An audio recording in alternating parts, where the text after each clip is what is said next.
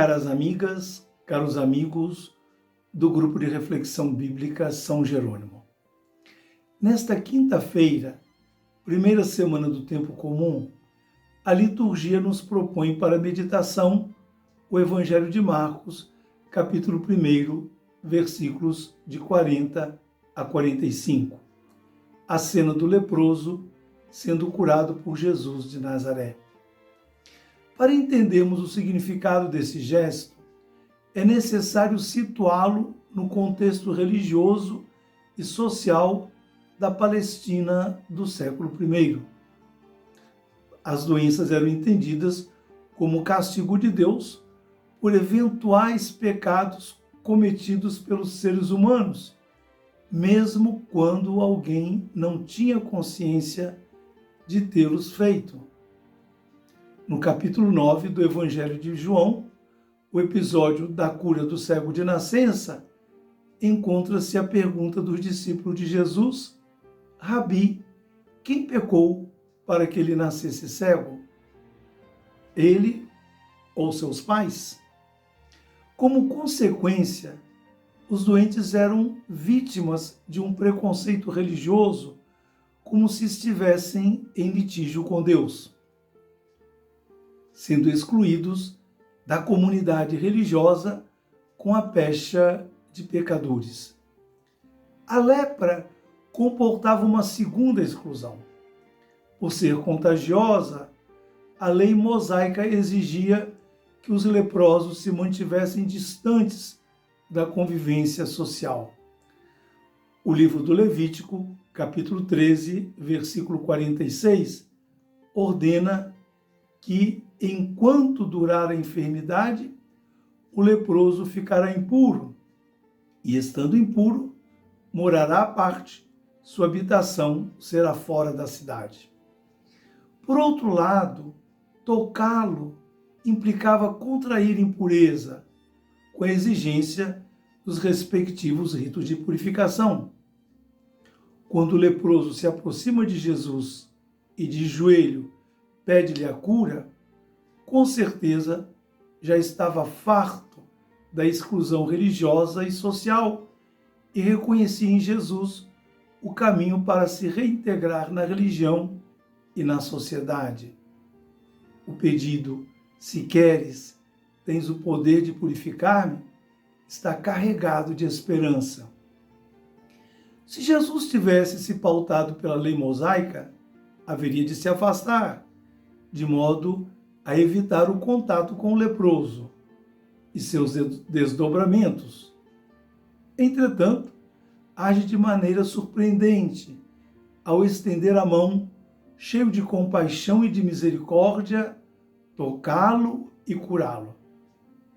O pedido do leproso teve como resposta a decisão de Jesus: eu quero ser purificado. O encontro com Jesus deu uma guinada na vida daquele homem, que deixou para trás a marginalização social e a maldição religiosa. Doravante ele seria um homem novo.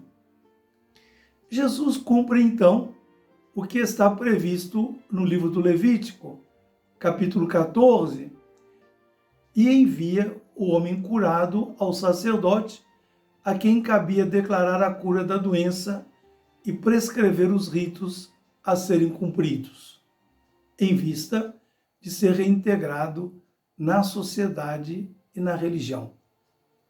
De maneira surpreendente, Jesus dá também ao homem curado uma ordem difícil, se não impossível de ser cumprida. Cuida de não falar a ninguém. Como ficar calado diante da graça maravilhosa da cura?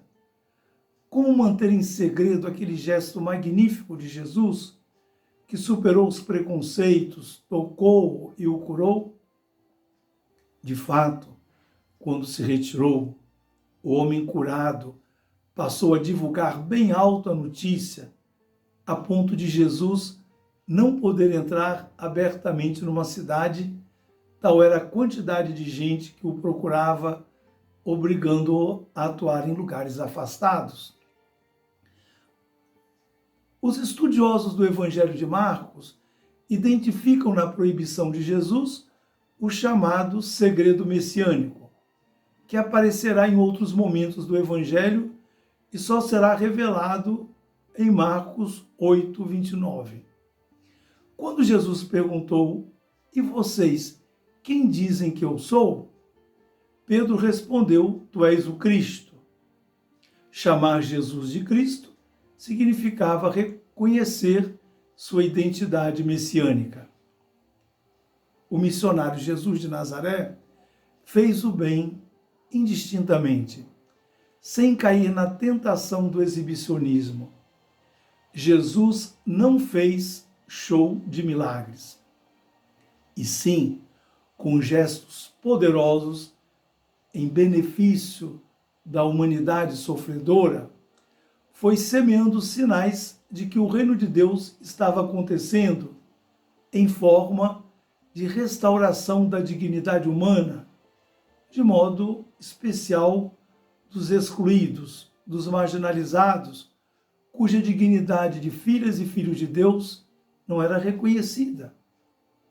O texto evangélico tem a finalidade de ser uma catequese para os discípulos e as discípulas do reino, uma catequese narrativa, sendo Jesus o catequista que instrui com suas palavras e suas ações em favor da humanidade carente de salvação. Como ele, também nós devemos nos aproximar dos muitos irmãos e irmãs vitimados com o preconceito dos leprosos do tempo de Jesus. E por isso estão fadados a viver à margem da religião e da sociedade. Somos chamados a nos deixar afetar por eles e, movidos de compaixão, agir com misericórdia nos passos de Jesus de Nazaré, recuperando para eles a alegria de serem tratados como gente, de serem novas pessoas. Cultivemos no coração o desejo de ser e de agir como Jesus de Nazaré, sempre fazendo bem. É boa oração para todas e para todos.